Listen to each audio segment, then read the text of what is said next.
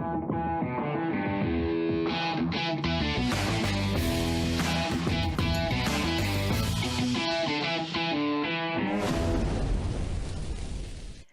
everybody. Welcome to episode 28 of Run to the Hills. Hi, Gary. How you doing? Hi, Eddie. I'm very well, thanks. You? You've been smashing out the running, I've seen. Yeah, I think you've got the fear a bit. You're like, oh, God, get this speed. I'm running scared. That's it, yeah. Yeah, I've had a good week, actually. We did the 3 times 10 minutes. I think we talked about that. And was it? How was it? It was really good. I enjoyed it.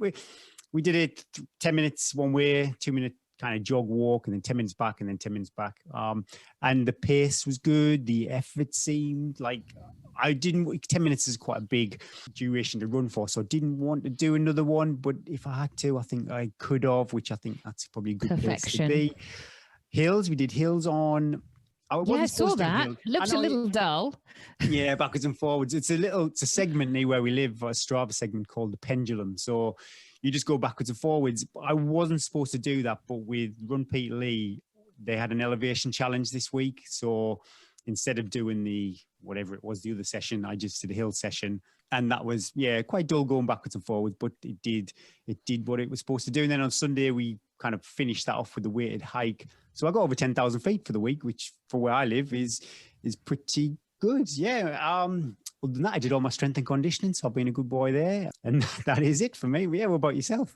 Your knee's all right after all that, after the elevation?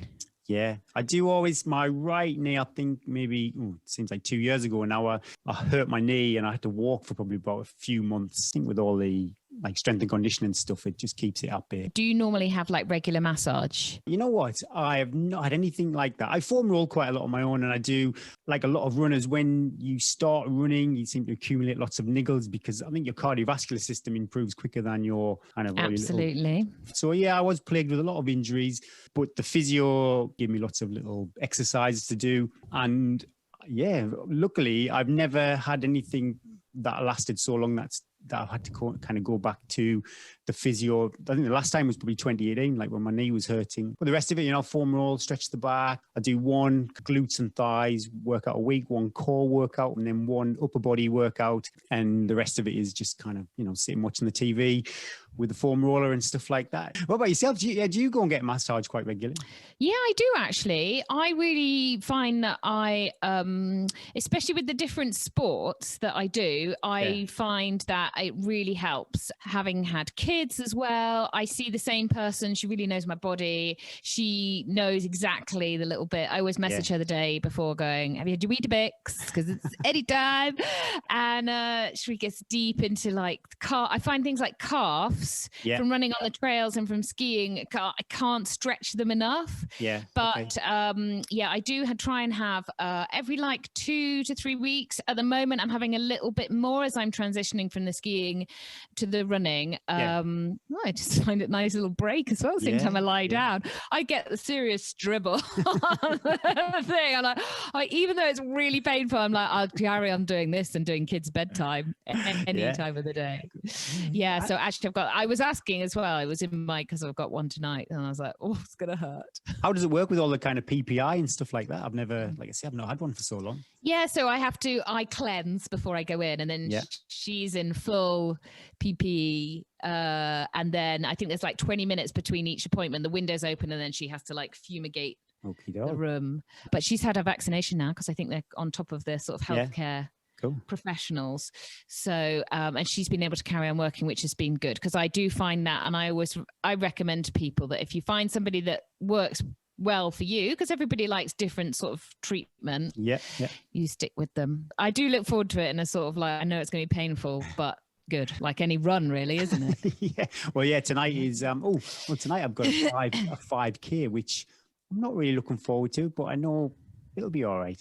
Do you mind doing your sessions in the evening? Because I'm a morning session person. Well, I run twice a day. Do you prefer doing them in the evening? Yeah, well, if I was a man of leisure, I'd prefer to do them around about now, I suppose. But yeah, the dog goes out in the morning and kids and school and stuff like that. So it just happens. So you're a morning person. You would. I think it takes longer in the morning. Yeah, that's just the way. When I was working full time and before kids, I'd always do them in the. I'd like 6 o'clock be heading to the track or whatever, which just worked. Yeah, it just worked better. But now my free time is those first few hours in the morning. So I think it takes a bit longer in the morning to wake up. I quite like an easy run with the dogs in the morning and then do it. Yeah, about 4 or 5 would be perfect, wouldn't it? You're kind of really loose. Your spine is loose. You've had your lunch. You've got loads of energy, and then you can come home and lie down and cry. But I did do that. When we were talking last Tuesday, and I had that heinous treadmill session to do, and I didn't get on the treadmill till 6:45, and I knew like I had an hour and a half session to do. That was mentally really tough. But actually, once I got going, I felt great. But then I find I can't sleep, and then I'm twitching like all night with like the post adrenaline. In the morning, would you eat before a workout, or are you one of these? Yeah, always. Unless I'm just running with the dogs, like an hour. Yeah, I'll have a cup of tea and then I'll go. But if I'm doing a session, I always have a couple of pieces of toast or a banana or something because I wouldn't make it. I'd be all right for about 45 minutes and then I'd crash and burn. I'm a breakfast person as well. It's like my favorite meal of the day. Double breakfast too, if you do a workout in the morning. Yeah, I've had a good week. Lots of good snow's back a bit. So I've had some good ski. I had an epic ski yesterday. If you're watching this on YouTube, I might look a little rouge. We've had really hot weather. I know I've mentioned that before, but the snow's back. It's quite cold again. Okay. And yeah, yesterday we went out and we were like sweating to start off with, took everything off. And because you've got backpacks on, you avalanche kit and stuff like that, you do get really hot because you're carrying sort of an extra couple of kilograms, if not more.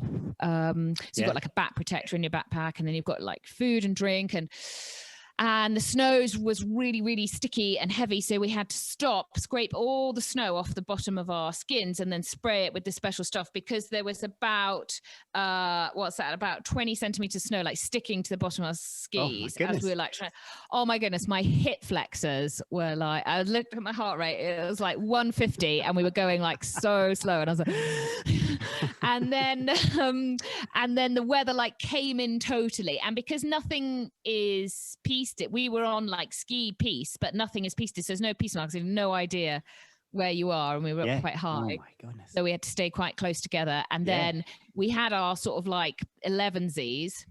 And then we saw the sun coming through the cloud. We're like, quick, go. We need to ski down now because it was a bit tricky to know where we were actually going back down. But we had a fun day, but it was hard like a proper work. Adventure. It was a proper adventure, but it was by the time I finished. So I did like my normal amount of meters, but much harder in the deep snow. And then, of course, the skiing down is not so easy because it's quite thick, heavy snow. I got back to the van. I had like 10 minutes. I literally was in the van. I was like, I'm not sure I can get out to go and get the kids. I'm not sure I can walk. And I sort of like hobbled, and the other mums and dads are like, oh, there's Eddie again. What has she been doing now? So I feared this morning. I had a progressive run to do on the treadmill this morning. You know, when you spend like an hour thinking about it before you do it, probably like your 5K tonight, I was like, oh, I can't. But then once I got started, I was flying. I'm seeing some speedy stuff that I've not seen for quite a while, Gary. I reckon. I was like, so it was an easy, steady, hard progression, and then a little, and then back again, easy, steady, hard. And I was like, my steady was quite a low heart rate at I would say my aspiring marathon pace. I was like, Gary, you better watch out. So it's a PB at London then. I'm just all talk. Got plenty of time. But, just all talk. But I'm feeling quite good at it. But the sad news, so the one race I entered for the whole year, the 8-day stage race, is just been cancelled. So I've got nothing entered because I didn't take my CCC place. Can that be deferred to CCC? Could that be like a 2022, or have you lost it? I've lost it, I think. Oh my goodness. Okay. Oh, so I've got nothing. I actually didn't. I was like, I'd been really looking forward to the fact it was on my home trails, and we're so used to that feeling that I was like, oh, well. Yeah. So I'm in the market. Anybody got any suggestions? I am single. I don't know what I'm going to do. Focus on London. It's going to be a big. By the time the London comes around, we will have ramped up the pressure so much. We'll probably both have some kind of panic attack on the start. I can't do it. I can't do it. Too much pressure. So I need to find a race. Suggest us on a postcard. Let's talk about the competition. Yeah, my goodness me. I think it was good we had an extra week for everybody. And we had some fantastic pictures over the 2-week period. It was really fun watching Facebook. And did anyone come in Instagram? Actually, I paid more attention. Yeah, we had quite a few on Instagram too. But we have a winner. Imaginative people. Yeah, we chose. Well, we were. There was a couple that we liked. People are good at that technology, much better than us, Gary. Yeah. But we liked Kirsty Ashton's the best. I like the you go on fox. Facebook. You like the fox, and I liked the no running on the gate. And I asked her about why there was a no running sign. And I know we've talked about the LDWA before, and she said that one year it had gone through it must be someone's back garden or something, on an underused footpath that no one knew about, but the LDWA did. And obviously it ruined their garden. And from then on, they've gone to the trouble of printing off a very smart no running sign. There's a trail near me, and it's got a kind of a no entry sign, but it's really aggressive. It looks like, I don't know, something of some horror film or something like that. I think it's same again. People have just kind of run through their garden, so they've made these homemade no entry signs to divert people around the back of their property. But would you walk? Would you walk if you went through that gate that says no running? Would you run? I'd probably run. Yeah. Well done, Kirsty. Boxer Cheer Charge, vegan bars coming your way. More about next week's competition after our interview this week. I had a lovely chat with Sabrina Verjee, and it's quite a long chat, actually. So if you're sitting at home, put the kettle on, get a brew, get comfy. If you're out on your run, then, this should keep you company for, 60 minutes. So, I hope you enjoy it.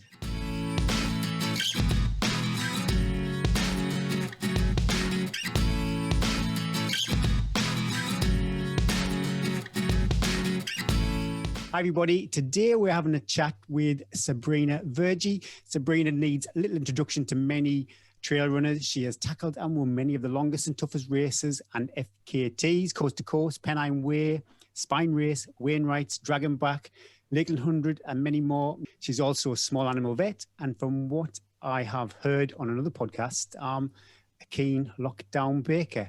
Hi Sabrina, thanks for coming on the podcast. And how are you doing today? And I know the answer to this, but have you been for a run?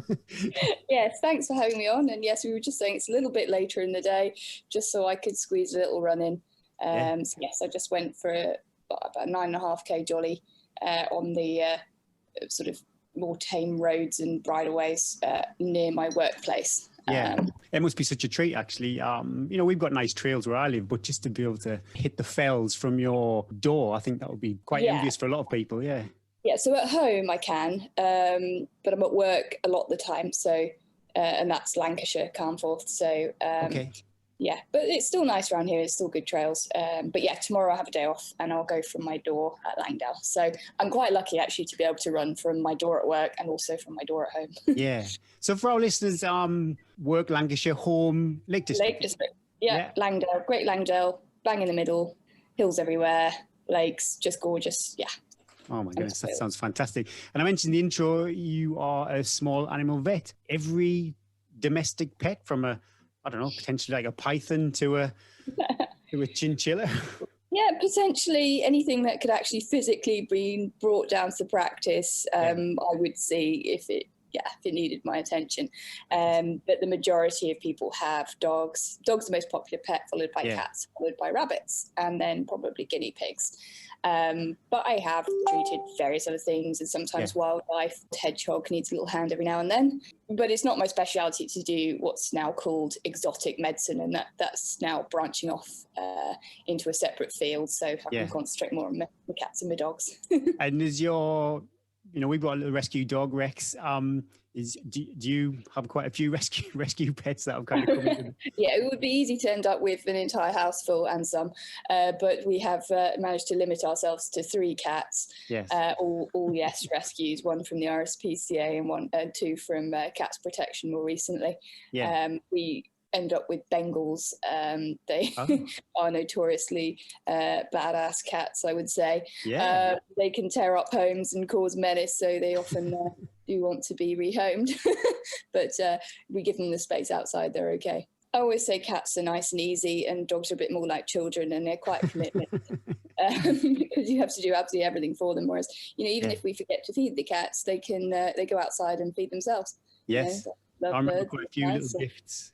Yeah, I remember quite a few little gifts, little birds were be kind of left presented to us in the house every now and again, which was that was okay.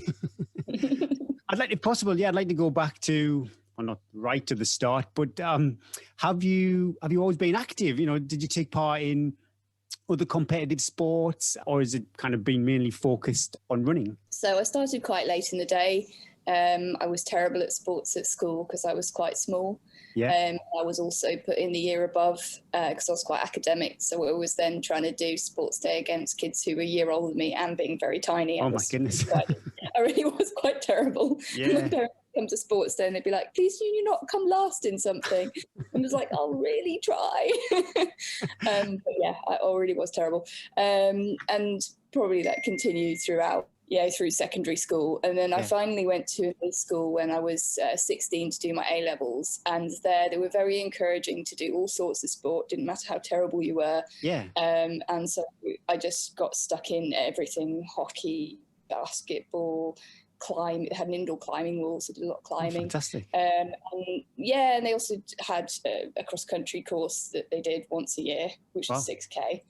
So I did that and I loved it. And then it wasn't really till uni that I started doing a bit more running. I'd run around the uni parks at Oxford every morning, and then it got to like, I'll do 6 laps of the uni parks just because I really like it. And then I started modern pentathlon, but I did a bit of rowing actually for the uni, so I got quite fit with that. Then I found modern pentathlon, which I enjoyed. Because I already could ride horses. So what disciplines are in the modern pentathlon? So pentathlon's 5, pent being 5. The horse riding, as I say, I already knew how to do that. Swimming, I had to get a bit better at. Running, which I was already into at that point. And then fencing I had to learn, so that's called an FA. And then shooting a pistol, and I'd already shot rifles at school, so I kind of was okay with the shooting, and I was quite good at that. So I could sort of do all of them to a fairly good level. I didn't excel at any of them, and so I was quite an okay all-rounder, and I really enjoyed it. What distance would the swim be? Really short. It was only 200 meters. Oh, okay. So it's like 8 lengths of a sort of normal pool, isn't it? So. And then after the modern pentathlon, did you move on anything else after that? So then, quite natural, I thought, to go into triathlon. It started, in the days when it was a really small little sport, and not many people did it, and I probably was one of the very few women who did triathlon. And I got really into cycling. In fact, in those days, I would swim okay, get onto the bike, nail the bike, be first off the bike, and then lose it all in the run. I was a terrible runner, and then everyone would overtake me while running. So that's bizarre saying that now, but it's true. But yes, I did a bit of triathlon, and then I went into adventure racing. Oh wow! And I think the attraction with that is the longer races, the sort of excitement of the adventure. Of a lot of them were abroad, 4 or 5 days of continuous running, cycling, kayaking, bit of swimming, bit of climbing. I think a lot of people may have watched the Amazon Prime. The Eco Challenge.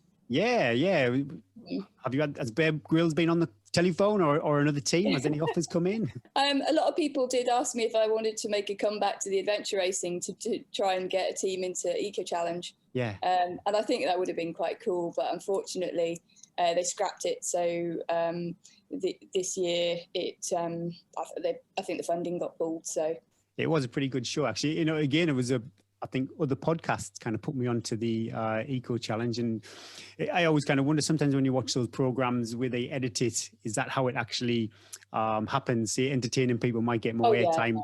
It's much more funny than that. And then it misses the really good bits. You do the most stupid mistakes, and because you're so sleep deprived, you just do really stupid things. I mean, it was a really good French team. We're doing really well. And we're just paddling along this lake one time in Chile. And we must have paddled against a really strong headwind about 4 kilometers past the checkpoint, just because we were so tired we forgot we were looking for a checkpoint. And we just concentrate on just going. And then I was like, oh, you know what? We've really gone past it. We had to turn around. But so far, you know, like 2 or 3 hours of extra paddling and just feel really dumb. Oh, sheesh. That's I suppose it's funny, isn't it? Because you've been a team, but someone has to make the call. But if you're all just we're shattered. all not thinking.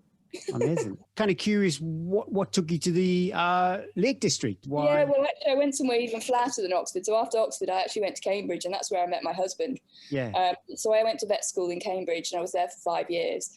And I'd always wanted to move to the Lake District. I don't really know why. I didn't know it that well, but I'd been a few times. I was like, it's such an amazing place. Yeah. And then I really once I got into the adventure racing, and you know, I wanted to go more in the mountains and get more experience. And then when I met Ben, we just started doing adventure races together, and they would often take us to the Lake District or other hilly places. And then when we moved from Cambridge to Hitchin, we were literally going up there every other weekend. Yeah. They were just getting ridiculous. So I was like, we just have to move. Would you ever, you know, be seen on a Saturday morning at a park run or a local 10K or something like that? Or is that not something that would interest you? Never say never. When I was working in Surrey for a bit, I managed to go to park run twice, I think, around Bushy Park. Yeah. I haven't managed to go to one in the Lake District since I've been here. Not because I just can't imagine getting all dressed up and driving somewhere for 5 kilometers. It's like, what's the point? I always feel quite, if I'm over, say, I don't know, anywhere in the lakes and I see somebody, and, you know, I used to do this, I'm kind of guilty of it myself, but I'd see somebody running around Keswick for some reason. I would just think, why don't you want to go up Skiddaw or somewhere like that? I always used to kind of puzzle me a bit, but yeah, as long as people are being active. I'm just curious if you've got any, my goodness me, there'd be so many to be honest, but any standout moments as a runner where you just think, you know what, my goodness me, that was phenomenal. Yeah, it's just loads. Too many, yeah. I just love running. It's just so incredible, the things you get to see. Yeah. I do think being able to run, you know, on a really nice day and seeing it go from you know, sunrise all the way through to another sunset and so on. There are just moments that you just, you know, you can't describe. For me, like doing the Wainwrights was just such and, you know, it didn't all go to plan, and, you know, and as you know, I also have to correct you, you know, mention it's a record. We know it's not a record, and that's, you know, big thing I've tried to correct. And you know, I wondered if that was a mistake to finish the round, but, you know, I was having such a good time with my friends in the hills, and that for me was just the best. And I really want to do it again, just because it was so much fun, and hopefully I won't have any injuries, and I can just. Well, we can move on to Wainwrights. Actually, could you explain a bit to our listeners what it is? Yeah, well, I didn't really know of these Wainwrights, and that there were loads of people that would have them on a list and bag them, you know, a few at a time or individually, and then eventually accomplish this amazing, you know, log of the Wainwright Hills, which is awesome. So I first learned of, you know, the collection of the books and what it was about when Steve Birkinshaw did his challenge. And he actually stopped in at our house because it's en route. And I was really gutted because I was away working, but my husband was there. So he managed to go out and help Steve on the leg that goes out from Langdale. And when I first learned of that challenge, and it, you know, 6 or 7 years ago now, and I was just like, that I've got to do that. Oh, amazing. And at that time, I really wasn't, I don't think I'd even done my first ultra. Yeah. I'd done adventure racing, and it seemed to me to be like that, a long adventure race that would all be on foot. So I knew I was capable. And I just had a desperate desire to do it. And so it's 214 summits. These are detailed in Wainwright's 7 books of the fells, which he draws lovely little pictures and descriptions. But he wasn't a runner, and I don't think he'd necessarily approve of us running all of them. But probably didn't know. So Steve was it had been done before by Alan Heaton and also Joss Naylor. But Steve kind of put this route together to share it with everybody and optimize the route, which I think is something that would have been more difficult in Joss's day. Yeah. Now we've got computer technology. You can, put everything onto a GPS track. Yeah. And then you can look at how long it is. And so Steve's route comes around about 525 kilometers, roughly, with a heinous amount of ascent. I can't even remember it. Yeah. Is it like 5 or 6 Bob Graham's worth? It's a lot. I don't really think about it, to be honest. I really don't know the stats, but I do know the kilometers. So Jacha and I watched Steve do this challenge, and he had the sort of weather that I would love, but I don't think he appreciated. It was very, very, very hot, but I love hot. I just thought, what a fantastic journey. And amazing to bag, all of them in one go. I mean, that's just really cool. Even just bagging a few in a go. And some people don't do it in a lifetime, do they? Yeah, but even just do it in a lifetime, taking however long it takes, what an amazing challenge. And I was kind of hooked, and I'm so addicted. I'll put my hand up there. I'm an addict to the Wainwrights. Yeah. I hope that once I do it again in May, I can kind of put it to bed, because I'm probably annoying my husband a lot with it. I think I remember when Paul Tini did it. He thought he'd try and improve the route, but then it would disprove itself. He thought what Steve did was it turned out to be the most efficient. Have you kind of looked at it and thought, you know what, I don't think Paul really did look at the route much. I think his very clear goal was just to do it faster than Steve. Okay. And so I think he took, it's like, well, let's just use Steve's route and just do it faster, which is what he achieved. I did want to look at the route, because I really do like navigating. I love maps, and I could lose myself in the maps ages. And I have turned this route inside out. I've mashed it all up. I've put it back together. And in the end, almost every time I come back with very similar to Steve's route. Yeah. There were a couple of things that I wanted to do that were nothing to do with making the route more optimal. There were just a couple of places where in non-open access land that right-of-ways and footpaths weren't used on the route. And that was just an oversight, I think. So I wanted to just tidy the route up a little bit, because nowadays, not when Steve did it, people weren't using GPS tracks the way they are now, but I was very conscious that my track would be left there forevermore, and anyone would probably just download it and off they go, and they'd be wandering through farmland that's not actually open access. And what I don't want to do is leave, have a legacy, of fell runners doing that, and then saying, well, Sabrina went that way, so I'm going this way, and then fell runners getting a bad name, because it just ruins it for everybody. So I did just want to tidy up that little bit, just to make it a little bit better. And consequence of doing that was, one part, you have to go a long way around to get to the nab. So there's one bit from around the Pastdale area, from Bed Ahead, where they descend down and go through a place called Dalehead Farm. Yeah. So I actually had to, instead of taking that nice route across, it was not particularly nice because you got a massive hill, but you do an out and back from Rest Dodd, but it does add on probably 3 or 4 kilometres, although you do a lot less ascent. Okay. So it's not as bad as it sounds, but it isn't more efficient. So some of the changes I made are actually less efficient.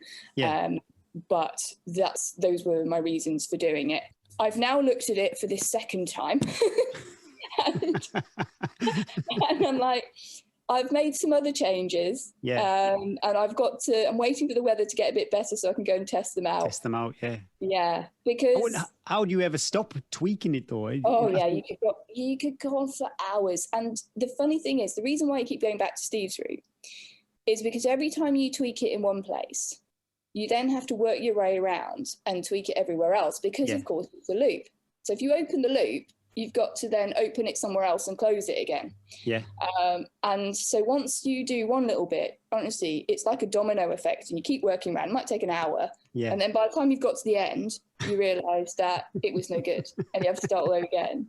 And it's quite an interesting process. I really enjoyed doing it last time, and I thought I was over that, but I'm just intrigued again. And especially, you might have heard there was a PhD where a couple of guys did some research and used computer technology to try and work out. I did hear about this, yeah. It's really cool. So I've managed to get the paper, thanks to Steve. He sent it over. And my husband's a very clever man, because he managed to superimpose the route that they had onto Paul's route, Paul's track. Yeah. So I could see exactly where their track was supposed to be more optimal. Yeah. Now, the downside to their computer technology is they didn't manage to put in, or they failed to pay attention to, the open access area where it was not open access. So actually their route makes it worse for me, because they're crossing more private farmland. Yeah. You know, I really don't want to do that. I really don't think that that's what we should be doing. So I looked at their route, and then I looked at some parts, and some parts it doesn't do that. But in order to gain one bit in one area, you then lose it for another, unless you cross that open, you know, the non-open access farmland. So I did look at it, and I can't see any savings. The most beneficial saving is the one I already spotted and changed, which was just, instead of coming off the Fairfield Horseshoe and going up Seat Sandal, you actually take Seat Sandal in from Dollywagon. Okay. And then that's the best saving really I could find. And what about logistically for your crew? Do you just have you delegated that to somebody else, or do you have to? I had to do the whole thing myself last time, and I was so sick of that spreadsheet that in the end I was like, I just want to go. I just need to go, because I spent days, weeks of time fixing the spreadsheet. It's quite hard, isn't it? I suppose then a lot of other people are investing time in it too, and busy lives. If you're asking people to help you, you need to be really, I felt I needed to be really considerate of their time. I wanted to give them an accurate time of when I might be somewhere, not a fluffy plus or minus a day. You know, it's not, you know, plus or minus an hour is probably okay, but plus or minus a day is it's not good. So I recce'd the whole thing several times, and pretty much all of it. It was 3 kilometres I didn't recce because I'd changed it last minute, and I knew more or less what I could do, the splits on each leg. And so I could put a pretty tight schedule together, and you know, it really was until the point of injury pretty much on schedule. I gained quite a lot to begin with, as I thought I would. Probably go too fast in the beginning, or you know, just everything's more efficient, and we made less mistakes at the beginning, of course, and we did all sorts of stupid things towards the middle bit, like forgetting to get me a head torch. I mean, it's like so I end up using someone else's head torch, or we left Wasdale with none of my food or water, which was goodness. It was just like, how do we manage to do that? So some mistakes were made. More later on. As far as places in the Lake District, you haven't got just a shop on the corner or something you could pop into and buy something? This is the really interesting thing about the Wainwrights, and something I'd really like to do. So once I've done this challenge, I would really like to do it again, unsupported. Oh, wow. And, you know, I thought if the coronavirus prevented me from having a support team this time, but did allow overnight stays so I could be out for a long time, but I'd just go for it unsupported. I know I listened to the FKT podcast, and there's supported, unsupported, and then there's self-supported. So could you then say go into a shop or something and buy yourself some food, or would you leave cash somewhere? You know, you're really touching on a really interesting topic there, and that is, what are the rules? And this is something that's been flagged up because, you know, in the end with the injury, I lent on people left, right and centre, and, you know, I was physically assisted. Hence why I said, you know, look, I can't really claim this as a record. And at that point, if I'm perfectly honest, there was no intention of doing this. It was just to carry on the fun, you know, and you know, finish it in whatever manner one could. But it does raise the questions, and what I was a little bit worried about is, you know, I've said, I've lent on people, and that, you know, maybe in the Bob Graham people had an odd shove here and there, and I'm like, no, that is fine, that is not what we're talking about here. You know, it is a completely different kettle of fish. But there aren't written rules, are there? You know, does it say anywhere, you know, and the Wainwrights is not anybody's to claim, you know.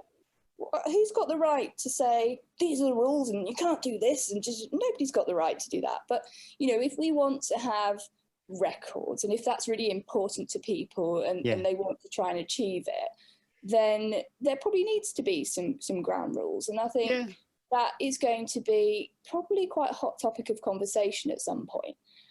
Because people like to have power and control, who can have this and that. I really dislike it, and I really don't want to be involved in that. But as I said, I have my own idea of how I would like to do it. And yes, I would like to do it again with no physical assistance, and I'd like to do it again, avoiding the private lands. But I would like a support team. I think it's a really difficult challenge to do unsupported, and that's what you were saying, or self-supported. And what's the difference there?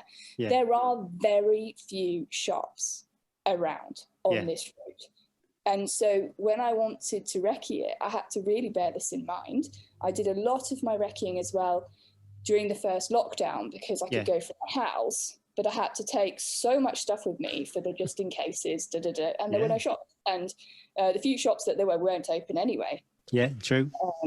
I think to do it self-supported is very hard. And I know that people who've said they've done it self-supported have pre-stashed boxes in places. Yeah.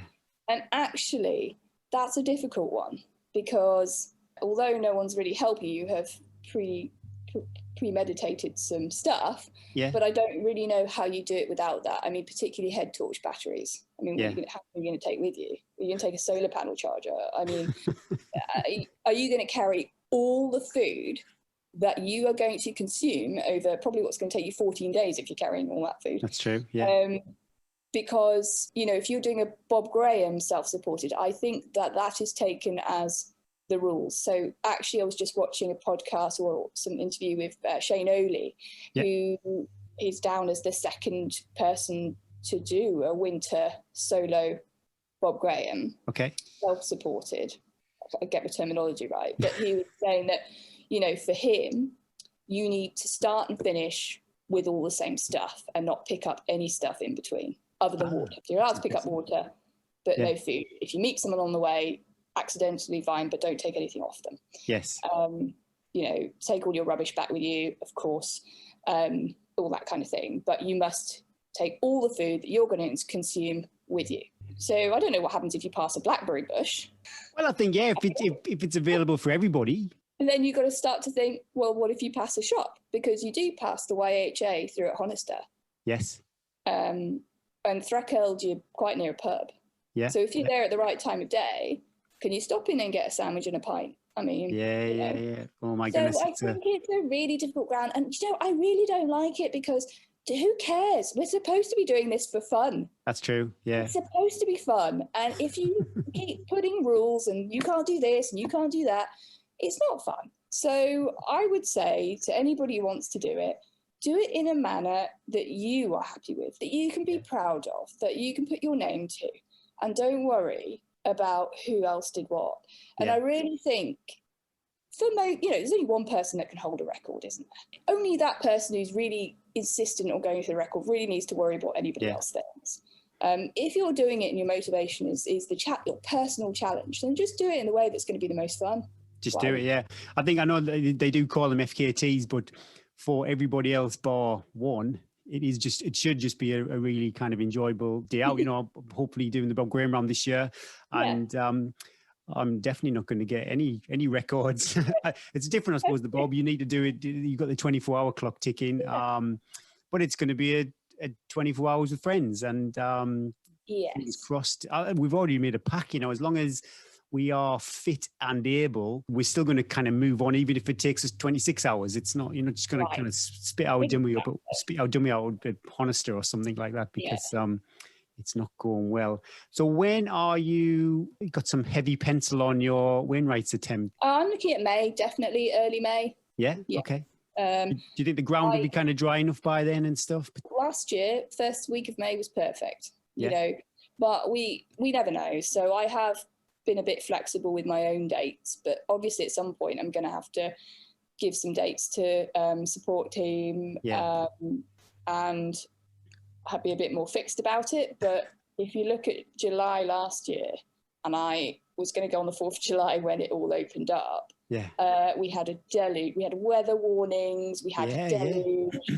We had high-speed winds. And I just had to push it forward. And even the day I started on the Monday, 6th of July, conditions were far from ideal. I had friends just saying, "Are you really going to go for this?" I said, "This is my last day because I have to be back at work a week tomorrow." I had to be back at work a week, 8 days after I started. So I was just like, no, it's now or never. And I did say at that time that I didn't think the conditions were favourable and that I wasn't going to be able to do my personal best, but I still wanted to do it because I just had the week off, and what else would I do? I mean, come on.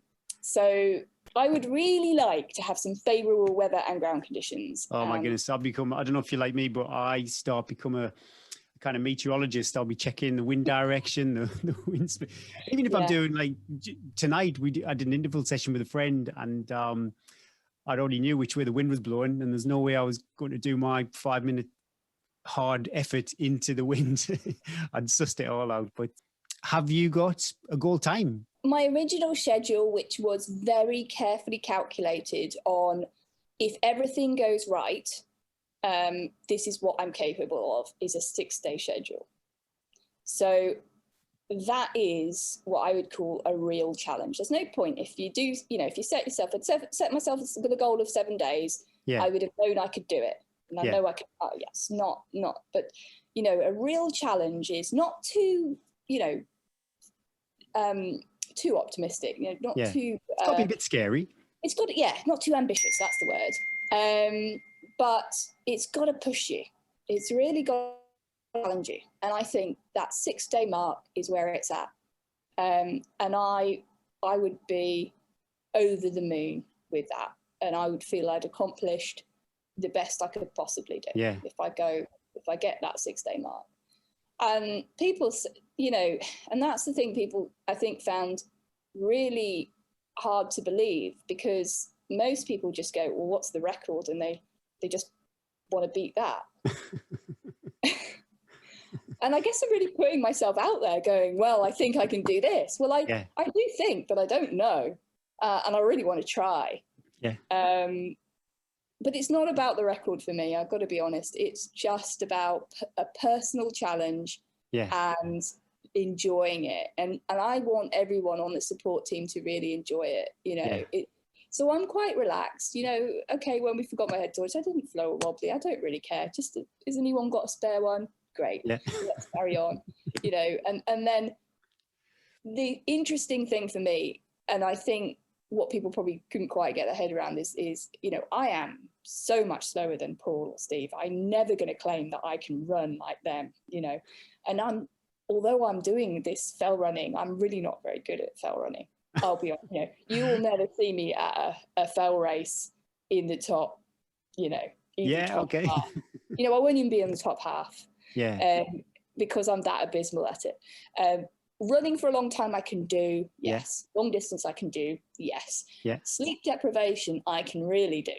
So this is what it was for me. It was like, how little sleep can we do? Because that is the only way I can gain. That's my marginal gain, And I've looked at Steve and Paul and I'm like, they have wasted so much time sleeping and fasting, and I can get them on that.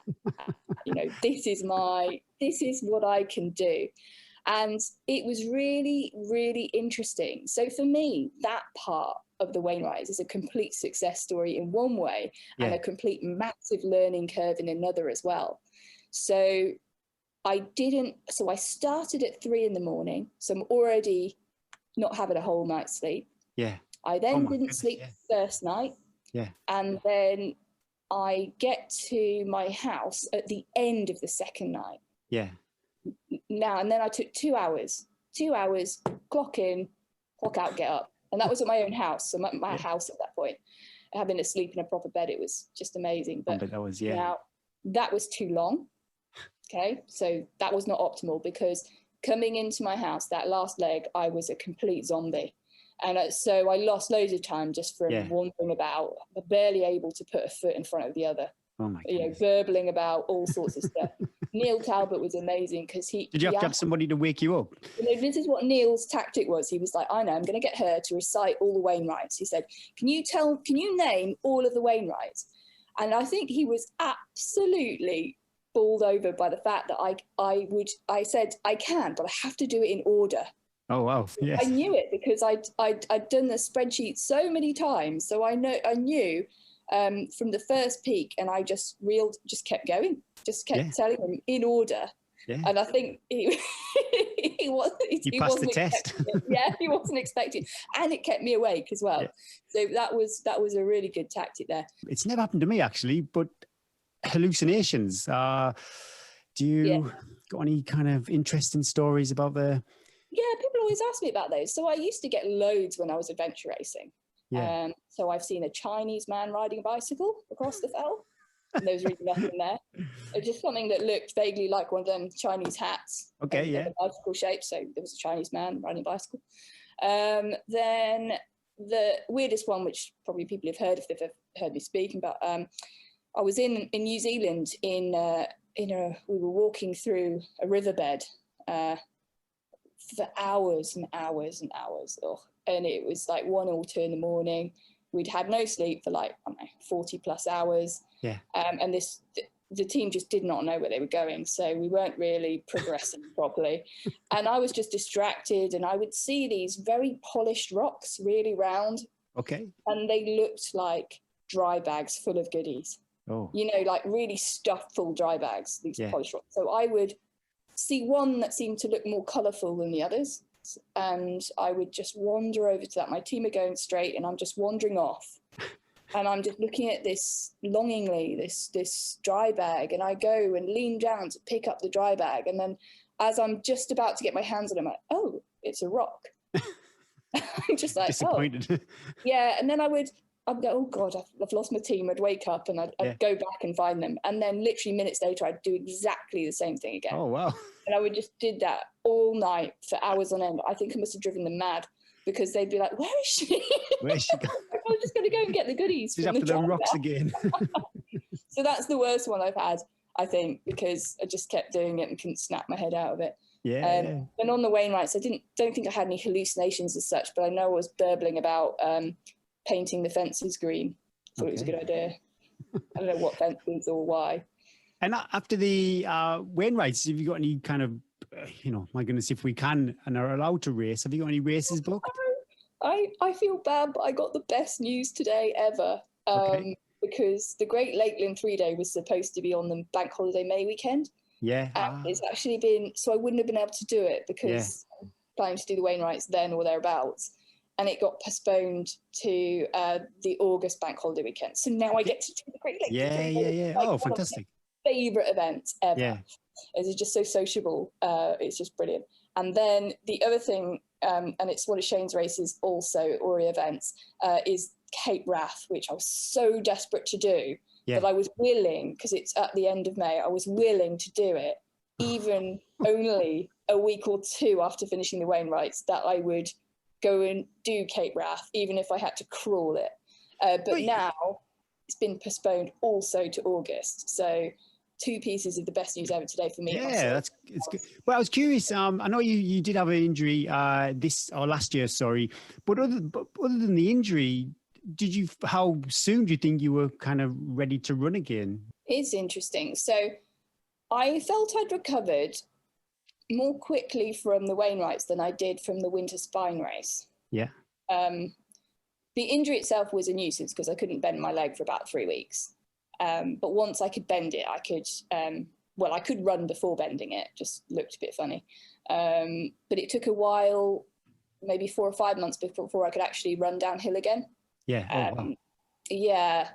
But I did the Pennine Way. And the reason I chose the Pennine Way was because it's not very hilly. Pretty flat. So I knew I would get away with it. But I have just watched some footage that Claire Maxted has provided me, because she filmed it all.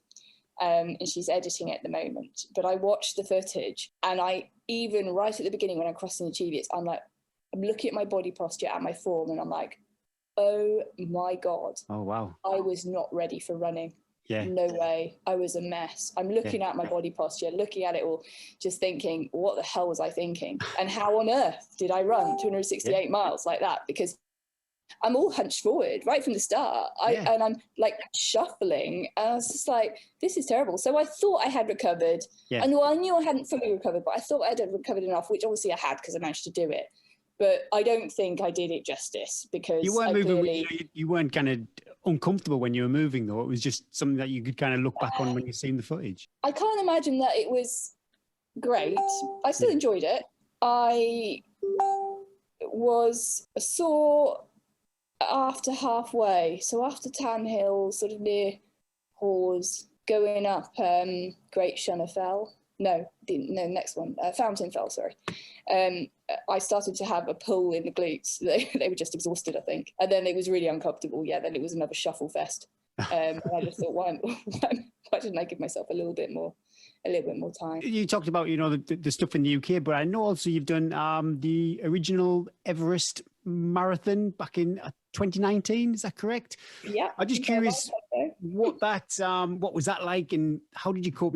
My goodness, altitude, the potential temperature changes. Yeah, so it's an incredible place to go to Nepal. That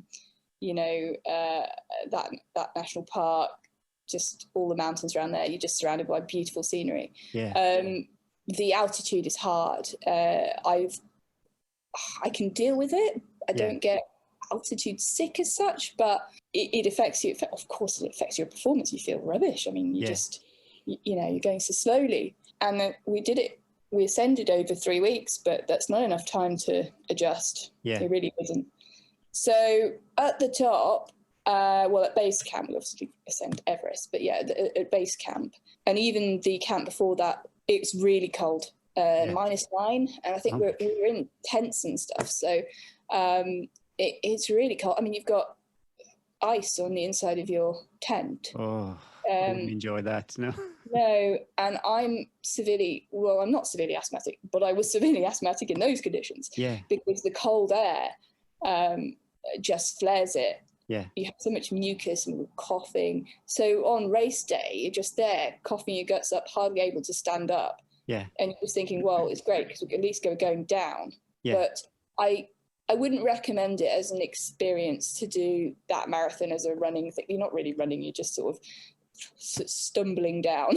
And the Nepalese, just put you to shame because they're there and they're all acclimatized, and they're in the most hilarious thing. They're like in hot pants and vests and little plimsolls, and I'm there in like 5 down jackets and waterproof trousers and still freezing, and these massive gloves. And did you do anything like, I don't know, I hear sometimes people have these altitude tents and stuff like that? So I'm a very sort of here and now kind of person. Like if something's completely unenjoyable, I just can't be bothered to do it. It's like I tell people about hill reps and intervals. I'm like, I know it would be probably quite useful, but I actually don't enjoy them. So why would I do that to myself? Well, you have to enjoy it, yes. Yeah, because if I did it and then I died the next day, what a waste.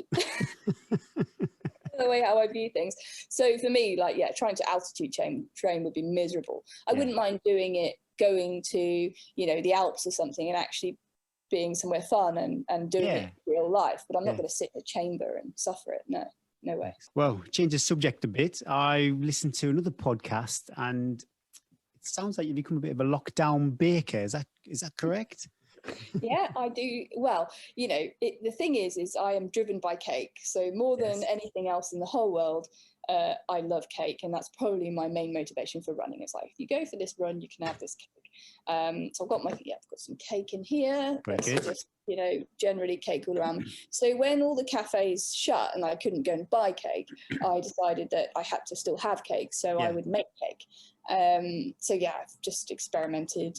What would be your go-to cake? Your signature dish? I do like making blondies.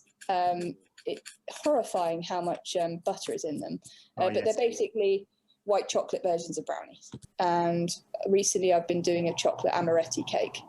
Oh my goodness, mate, that sounds good. With a ganache topping. And I remember for me personally, well, over your neck of the woods, I think all county tops had a pretty good checkpoint at the bottom of. Oh yeah. Oh my goodness! Just before you go up to. I know what you mean. The old man. Oh, I can't remember there. Yeah, that was such a fantastic checkpoint. Is there any races that you've done that you just think this has pretty special? James' race is James Thurlow. So anyone, I think the Northern Traverse has been postponed or cancelled. But yeah, so his races. So his company's on its Open Adventure, but Lakes in a Day. Yeah. Okay. Yeah. You get fruit. I mean, slice orange segments. They're so appealing, aren't they? Yum. Watermelon. Oh, pineapple. What? I'm not even that keen on pineapple, but I did a long distance walking event. It was the Canal Canter, basically the kind of canals around Birmingham, and that was pretty flat. But there was a checkpoint near a prison, and it was roasting hot day and pineapple, and it was just perfect. It's fine, like a menu. I mean, you can have chili con carne, lasagna. Yeah, chili's good. Garlic bread. Chili. Yeah, I do like a chili end of the race. If it's okay, I know we've been about 45 minutes here. I'm conscious of your time, but if it's okay, we'll go through some listeners' questions. People have. Yeah, of course. Yeah, that's fine. Right, so we'll start right at the top. A Zoe Murphy question for Sabrina. 3 top tips for racing the Dragon's Back, and also, what was her luxury item of choice she took to make her feel good at the end of each long day? 3 tips for the Dragon's Back. Well, I guess the important thing is doing the right training so that when you get there, it doesn't feel terrible. And, and you can actually physically cope with it, which means you do need distance and you do need hills in your legs. Day in, day out. It needs to be life for you. It's no good just to go out the weekend and that, because you've got to do it every day. So that would be the top thing. Know thy equipment. So don't buy stuff that you have no idea how to use it. Just because someone said it was good. Get all your stuff, train in your stuff. So that you know what works for you, especially shoes and socks. Waterproof socks. That's interesting. I've never been a fan of those, but yeah. I don't even understand how people do long races without waterproof socks. They have 2 functions. 1, keep feet dry, but 2, they keep all those little bits of grit and mud out, so your toes don't rub against them. You can give a shout out if there's a particular model like that. I use Dex shells. They used to, I'm probably quite famous for my little stripy socks. So those were the bamboo long lights. They have stopped making those. I could cry. I'm going to put some pressure on them, Dex shell, to make them again. We'll tag them in. They've come out with 2 other versions. There's the ultra thin, which they're good. I mean, they're knee long, but to be honest, they're not going to last a Dragon's Back. So they're good for short runs. And they're great because they actually feel like a normal sock. They're so thin. And they really are waterproof, but I don't think they would last day in, day out on Dragon's Back. So then the other one, the compression mudder, is thicker, and that does last.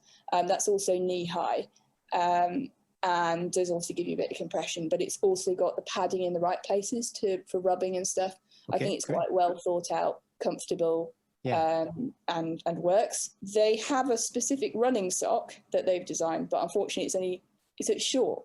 And I couldn't recommend that, because the minute you go in any water above the sock line, they're going to fill with water. And what's worse, the water is not going to come out. That's true. So you're going to be running in swimming pools. So you really don't want that. So you need. Well, that's why I've never kind of went for a waterproof sock. But if they're a bit longer, then I suppose it's. They've got to be knee high. They'll be fine. Right. Sarah Parry has asked. She's interested to know about your training and nutrition. I know we talked about training earlier. Do you follow a specific plan for both, or are you just more relaxed? More relaxed would be the word. So running is fun. Running is my relaxation, my stress reliever. So, and I'm busy at work, and I do a lot of other things. So not at the moment because it's shut, but we run a bunkhouse as well in my non-existent spare time. And I own a veterinary practice, so I have to run the business side of it as well as being a vet. So I'm a pretty busy person. My running is my time off, so I haven't got really time to be coached or have a training plan. I literally just, okay, I've got an hour, I throw my shoes on, out the door I go. I have some fun. Have a day off, I'll just throw shoes on and I'll go. Would you try and hit I know I keep hearing, and it's not something I would kind of really consciously do, but some people say 10,000 feet of elevation a week. Do you ever kind of try and do stuff like that, or it just is what it is for you? No, I try to listen to my body, to be honest. Not this week, but a couple of weeks before that. For a couple of weeks, I was feeling a bit like I'm overtrained here. I don't know quite what I did. My quads are just feeling sore. I wasn't feeling quite, punchy. So I just backed off the training and I looked back and I'd done 2 weeks of 150k each. And I thought, well, that's quite a lot. So back it off for a bit, avoid the hills because that's what's aggravating it. Just poodle around on the flat for a bit. Now this week I'm feeling really strong again. So tomorrow it's going to be nice weather as well. So I'm going to hit the hills, and I try to do it like that. There's no point having a fixed regime about going out into the hills if then you're going to go out in miserable weather. Because you're just going to be really disheartened, especially like with the snow we've had. I mean, there's just been times when, you'd just be trudging through snow and that's just completely unproductive unless you're trying to do a race that's going to be trudging through snow. What's it like at the moment? Is the snow on the tops or is it all No, that's all gone now. It just went from, it was ridiculous. It was -6 one morning. And then literally like within 2 or 3 days, it went 15 degrees. I saw some... it was on Look North and they had, I think they might have been in Keswick, and I thought they'd used stock footage. I couldn't believe the snow had gone so quick. So it's exceedingly wet at the moment. We've had, not only do we have all the snow melt, it then rained a hell of a lot. We had some weather warnings for floods. I think Keswick, Borrowdale area got really badly hit. Langdale's just used to it, so it just drains away. So I think we've had a day now with no rain. So tomorrow it might not be, swimming around. I might actually, it might just be ankle deep. Might be ankle deep. Wednesday was like, get your waders out. Have you ever? It happened to me once. I'm just going up to Clough Head. I just literally went waist deep in a bog. Has anything like that happened to you? Neil has asked, have you ever failed a kit check? No, I don't think so. Oh, well, I did turn up to a fell race with no map, actually, my first ever, just because it was near the door. And someone just gave me a map so that I could go. But it was just got Piker Bliss going back. So I was kind of like, it's, and that's the hill outside my house. So I'm just like, well, I didn't really think of bringing a map, but it is obviously very needed kit. And actually, of all the hills in the lakes, probably Blisco is one of the worst, where you go off the wrong direction, end up in the wrong valley. Oh my goodness. I think it is one of those. It is very disorientating with the clag down. So yes, that's yes. I certainly would always try to make sure I have what's needed. Oh, the spine. I have a thumb compass, like an orienteering compass. And that was a big no-no. Big no-no. They looked at me like I tried to bring a Toys R Us compass, and I'm like, but this is an expensive, very good compass. And I need a quick. The reason to have the orienteering ones is that they're quick set, so the needle doesn't go spinning around. Because with the base compasses, honestly, I always end up going the wrong direction when I'm running because it takes some time before that needle settles. So I find them a bit useless, but. Lindley was very insistent that if I were to get lost and call in to headquarters, that I would need to take a bearing on my base compass. And I just thought it's quite funny, because have you ever tried to follow a bearing for more than 100 meters? You're talking about having to follow it for about 3 kilometers. This is not a good reason for taking a base plate compass, because I think you'd be far better off just telling someone to go north, east, south, or west. But anyways, of course, I'm not going to argue with people in power, and I just he was very kind and lent me his own base plate compass. And so I just took that, as well as my thumb compass, because the base plate just went in the bag as another thing. I suppose there's no harm in that, is there? And I took my thumb compass, but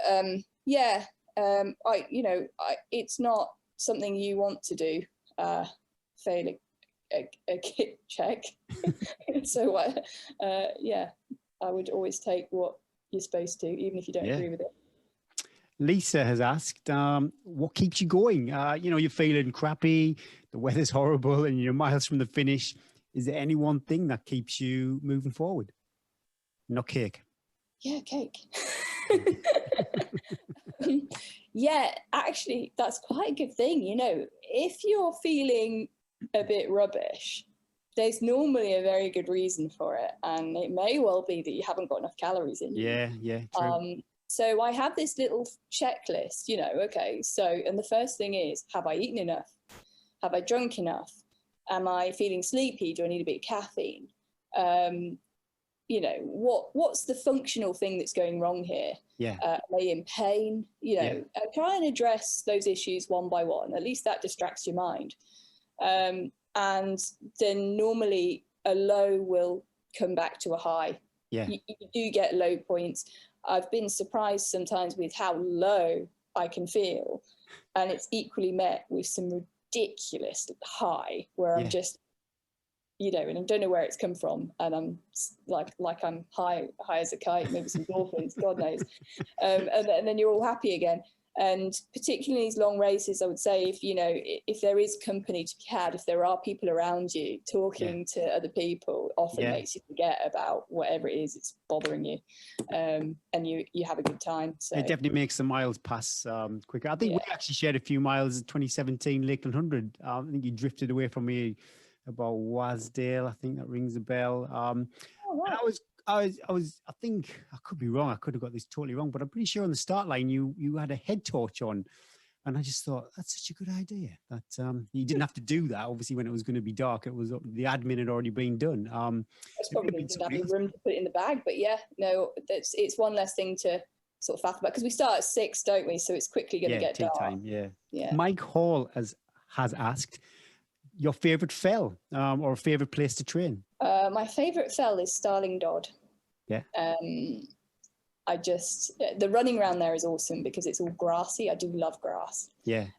So that's my favorite bit of the Wainwrights as well. As you come up to Haystacks, you do those slightly difficult technical sort of steep climb up Red Pike, and then it's grass and I can just bomb off and run on the grass, and then you've got this massive descent off Great Bourne.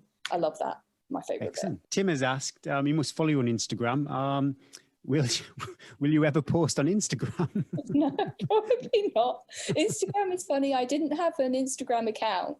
And then La Sportiva were doing something on there where they wanted me to log in. And I think one of my teammates was doing like a talk. So I wanted to support him. So I had to figure out how to make an Instagram account. And I needed to make up a name. And I thought, Ultra Sabs. And then I found that someone had taken Ultra Sabs. And then even worse, when I looked at it, she was flaunting things. All right. It was Ultra Sabs in a different way. And I'm going to check that one out. I'll write that down. Yeah, you'll like it. It's not me.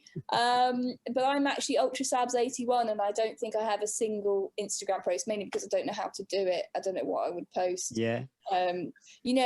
People do ask me, why aren't you on social media? Why don't you just? It's like, well, if I spent all my time on Facebook and everything else, I just wouldn't have time to go running. Yeah. You can't do everything. I like it, it's good, keeps us in touch with family overseas and things like that. But the rest of it, it's a lot of clutter that you can do without. Tim, again, he's got 2 questions in. He must, he knows Paul Nelson, a friend of yours, and he's asked the question, do you know anyone who talks as much as Paul when you're out running? No. God love Paul. Yeah, he's brilliant. I go running with Paul as well, just when we're free. And he's great. Gift of the gab. Yeah, he's a good guy. I don't really know him personally, but he used to do quite a lot of the Hardmoors races. He is quick. And you forget that, he's just a bit more than 10 years my senior. Yeah. And you forget because he's so fit. Oh, he's someone to look up to, really.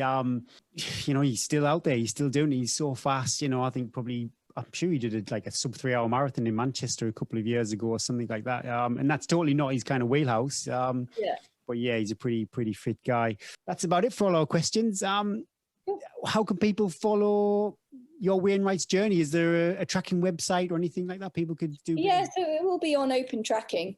And then I'm sure Berghaus or La Sportiva will have various media about I obviously can't post anything out while I'm running because I'm trying to run.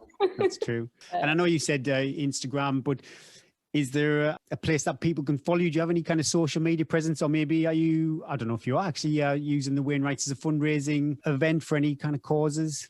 I've thought about it because obviously it presents an ideal opportunity to raise money for a charity. But I also sort of think I can't say to people, I'm doing the Wainwrights in order to, as my main motivation is to raise money, because that would be a lie. I do the Wainwrights because I want to do it for fun. You want to do it. So I might more post a message, a positive message for, mental health and running, rather than try to get people to donate to a fund, and give their precious money up, especially at this kind of tight time. Yeah, we maybe true. During, we've had a year and a half, more than a year of just being shut down and locked in, is, some positive message and, enjoy running and get out and that kind of thing, which doesn't cost anyone money, but maybe a message that might inspire people.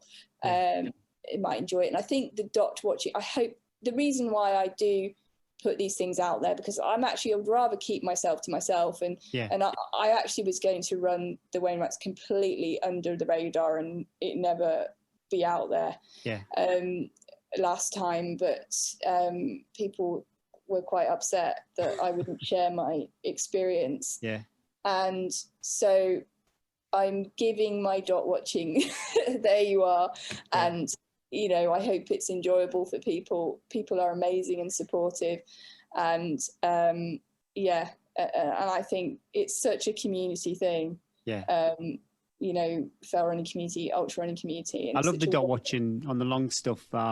It just really makes you appreciate how long these things take. You set off on a race, even, I know, Christ, I'm talking about like 100 milers if they're just really easy, but even on 100 miler, people have a day out somewhere, they go to bed, they wake up, and their kind of loved ones, whatever, are still out there running this event. It's absolutely insane. And just to see this dot move slowly but kind of progressing forward is it's fantastic. And I've done it myself. I watched Jasmine on that spine, and I was just like, I was so addicted to it. Awesome. And I just think actually it's nice to share. And I'm happy to do these things, like these podcasts and things. I've been told people want to hear it, so I'm happy to give my time up. Well, from everyone at Run to the Hills, we wish you all the best for the rest of 2021 and lots of luck for the upcoming Wainwrights attempt. Thanks for coming on the show, Sabrina. Thanks very much. Thanks so much for having me.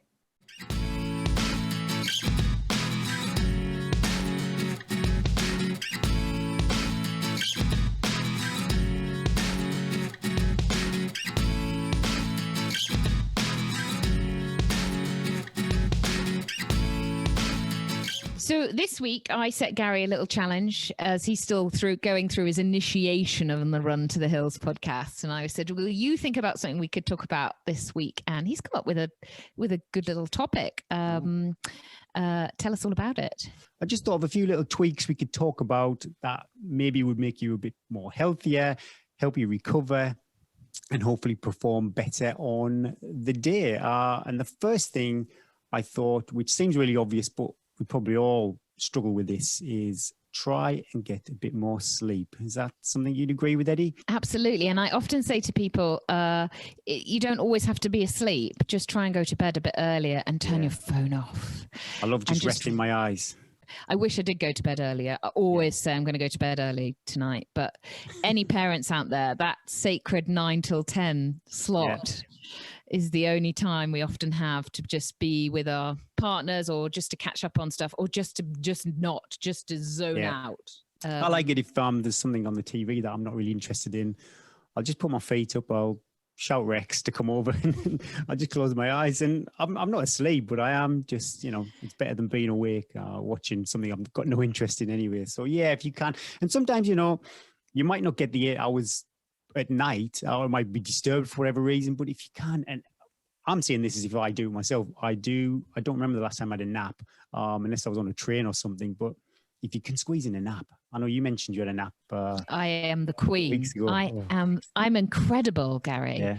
I know Paula Radcliffe. I'm not comparing myself in any way to her, but I know she was like every day she'd have a 2-hour nap, and it was absolute 12 till 2. Dark. Yeah. But I can go upstairs and I do this. I try and do this a couple of times a week. I always try and do this on a Sunday. It's my Sunday treat. Ooh, yes. After lunch. And I can sleep. I can go upstairs, lie in my bed and go to sleep for 20 minutes. Don't need to set an alarm, and I will go straight to sleep, and I will wake up 20 minutes later and be ready for the... Excellent. I think that's like deep underlying exhaustion from having 3 kids that if I lie down. And then I can still go to sleep at night. Like my husband won't do it. He's like, I won't be able to get to sleep at night, but I can still have that pan out. And I think as well, it goes back to when I was a triathlete, I used to get up at 5 a.m. to go swimming. And so I would nearly always have a nap in the afternoon if I could, when I wasn't working. And because I was a teacher pre-kids as well, we used to have half my working life was actually on holiday because we had these massive long holidays. Yeah. So the afternoon nap was just part of my, so I trained like full on all summer. I would be like triathlon training like a professional, hours and hours, but I'd have this like nap in the afternoon. And so, it's part. So napping, resting, good point. Any other little top tips? Yeah. Also, I'm not a big advocate of these massive reactions that people have that you can't really maintain for your life. But if you can make some little simple swap outs in maybe your diet and just replace maybe something that doesn't have much kind of food value. So it could be swap out your golden syrup on your pancakes and have maybe honey or maple syrup, like actual proper unrefined, like say they are sugars, yes, but they're like non-refined products, whole grains instead of white bread. And, if you could introduce, say, nuts and seeds too, I think just, high quality foods instead of like a refined alternative that should kind of make you feel better, be more healthy. My wife, my goodness me, Lisa, everything was whole grain and I was brought up on white bread. That was my kind of staple. And it really took me a long time to kind of get my head around it. And we had some health checks as part of our life insurance, actually. And her cholesterol and everything was much better than mine. But she's like eating nuts and seeds all the time. So it took me quite a while. But anybody who knows me personally, call me out. Even on Sunday after our long run, I tucked into 2 donuts and a cheese pasty. So it's not something, I'd say you have to do every meal every day. But if you can do more good, if more good goes in than bad, I've noticed a difference. And I think it's so relevant right now, Gary, to bring that up as we go, as the UK are going out of lockdown and people, oh my gosh, you've needed your comfort foods and things to look forward to just hang on to a little bit resemblance of sanity. And then now it can feel like, oh, I don't know where to start. Where do I start overhauling? And as you said, where people go wrong so is trying to do everything at once rather than just, instead of having a can of Coke every day, I'm just going to have one at the weekend and I'm going to swap it for something else. And you are a prime example. You got the balance swinging in the like, okay, well, I know when I make my healthy choices, this is going to fuel my run, but this is also what I love. And nobody wants to deny themselves anything of things that they love. It's all about, as my husband always tells me, the moderation. I think Monday to Friday, I'm pretty good. I'll have a little chunk of dark chocolate. I think that was Paula Radcliffe's treat too. Wild. I know, it's crazy. But before it might have been a Mars bar, something like that. So I'm not totally saying no, and I am satisfying the sweet tooth, but it's not junk. I think if dark chocolate, I read this book once called The Endurance Diet, and if your dark chocolate has got over 70% cocoa in it, then it's classed as a good food. But do you like it? I feel it's a bit bitter. Well, it wasn't for me. Yeah, again, this is Lisa. Lisa loves dark chocolate. If you weaned yourself onto it. I have, yeah. I'm on the, if I feel like eating it, it's my, I'm going to eat it. But I also feel like I do question, like, is this right? So if I've got a big run or a big session, I want to fuel my body properly going into that and recovering that. And then I'm like, I could do that Snickers bar. You've got to live in it all. I've got no portion control and I've got a massive appetite. Like, again, I keep referring to my wife. She'll have up, say, a treat and then that's enough for her. My off switch comes when I have to undo my top button on my trousers. So I think you're the same. Me and my husband, like, I will have like it's a French chocolate is amazing, that carte d'or chocolate. So we go through, we'll have a bar of that with a cup of tea and I'll just have a square. but he'll have the packet. He'll be like, well, why would I? Whereas I'm like, well, I just have a square a night and that's it. And that's just individual, isn't it? That's just the way it goes. So everybody listening, going back into big challenges or just wanting to turn things around, not sure where to start, use Gary's little by little and 2 donuts and a pastry after a long run. Little tweaks, nothing too drastic, but just little tweaks. Competition this week. We've had quite the longest discussion trying to work out what we should do. It's quite technical, and this one. It's quite technical. Do you want to describe it? Yeah, well, it's another 2 weeker. I think it needs 2 weeks to give everyone a bit of time to do it. But I thought it'd be quite fun if we could get you guys to make some little TikTok style videos, quite short, 15, 20 seconds, maybe just having some fun out on the trails. They'll all go on Instagram, I suppose, but if you could email them to me too, there'll be the email address in the show notes, then we can pop them on YouTube and places like that. I'm going to just do mine on Instagram stories because I'm not in any way technologically minded. So if you want to find us on @RunToTheHills with Cheer Charge, tag us on your story. That's really important so that we can see it and we can also then repost it so people might have ideas. And we were kind of thinking out on the trail, maybe your favorite bit of trail. Mine's obviously going to be my favorite bit of piste. I'm going to find the best bit of powder and then ski it about 50 times until I look really good.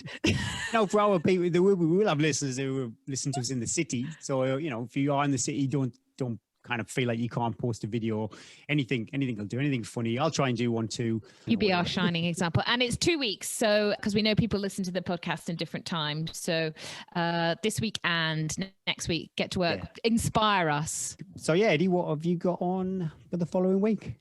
Well, just going to see, we've got loads of snow coming, 50 centimeters coming. I was just about to do my spring.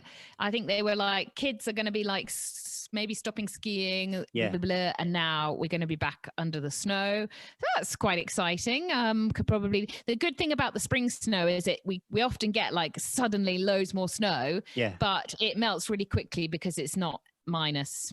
So we might get a couple of good more days skiing. I'm going to have a real think about what I'm going to do my race calendar, and hopefully next week I'll have an idea. Got a few ideas, but I just want to mull those over before I let our public know. And I've got a nice juicy 10 by 4 minutes uphill session coming on. Oh, is that treadmill Friday. Or do you have a long? I'll see. I was going to go out this morning for my progressive run, but there was a light dusting of snow, which can be really slippy. And because I just have that morning slot, I have to do it whatever. So I went on the treadmill. I prefer to do it outside. That's quite a long time to look at that 4 minutes going down when you're like, oh my God, I've only done 2 minutes. It goes slow too, doesn't it? The 4 minutes.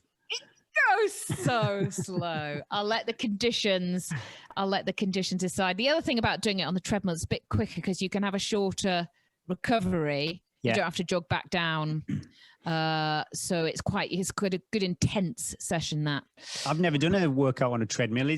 Would you say run faster for the same amount of effort, you think? Well, I normally put mine up to like 1.5%, so that you're replicating the same speed. It's, there's been studies on it that you use your hamstrings differently because your foot's obviously being slightly motored back. I have to be a bit careful not to run too fast on it because the hamstring is really working hard. But to me, it's priceless here, especially at this time of year where if I'm running on a trail, it's sloppy snow or ice, you can't I just get frustrated trying to do anything quality. But as you said, it is mind-blowingly dull and I can't run on it. I have to do a session, and even when I'm doing a session I'm just staring at the number. My husband did come in today and open the door and just look round because he's like, I heard you stopped breathing for a second. It is quite, you can work really hard on it. But I'm very envious. What about you? What have you got? Tonight is a 5K. I'm going off plan, which it's not something I like doing, but there's two running clubs I'm kind of involved with, members of, sorry. One is Run Peterlee and one is Sedgefield Harriers. But tonight, because I can't really remember what the session is, but I'm swapping tonight's session out for a 5K because that's our team, we've all got to do 5K and then the lowest accumulative time kind of team wins. And then Sedgefield Harriers one later on in the week is a 10K. So I'm basically doing those, but I'll treat them as like threshold runs. I'm not. Okay, I was going to say, don't pull a hammy. I'm not going to rinse myself. No, this will be quite quick, hopefully, under 40 minutes for the 10 and under 20 for the 5. But the 5, what they've done with the Peter Lee one, because where I live, probably about 400 meters above sea level, and there's some lovely trails literally going all the way down to sea level. But they've stopped us from doing that with the Peter Lee lot. You've got to do it in that one back or a loop, so there's no kind of. You can't just go net downhill. Well, when they did this in the summer, there was no rules, and there's this lovely path from Merton to Seaham, and you drop down 300, 400 feet, and it's 5K. It's the fastest 5K I've ever ran in my life, doing that in the summer. So they've stopped us doing that. But Sedgefield haven't caught on to this yet. So I've got a 10K route down to the net downhill, 500 feet. I've got to run back after that. And then, I've entered this another virtual event with the Northeast Marathon Club. They're non-competitive events, but it just keep people together and training. And a lot of people do use them as their long run, but with friends. And obviously now it's all virtual at the moment. But what I'm hoping is that we're allowed to travel to the Lake District, and I can do that virtual marathon as a Bob Graham round recce. But I'm not too sure if we're allowed to travel just yet. Or I think this is the 20... whatever the weekend, the 22nd or something of March, 21st of March. So if we are allowed to travel, then it will be on probably leg 2 or leg 3 of the Bob Graham round. We'll see. I hope you have a good week. Fuel for those 5K, 10Ks. Take your own advice. Donuts and pasties. Yeah. Donuts and pasties all the way. That was episode 28. I'm Eddie Sutton. And I'm Gary Thwaites. And let's run to the hills.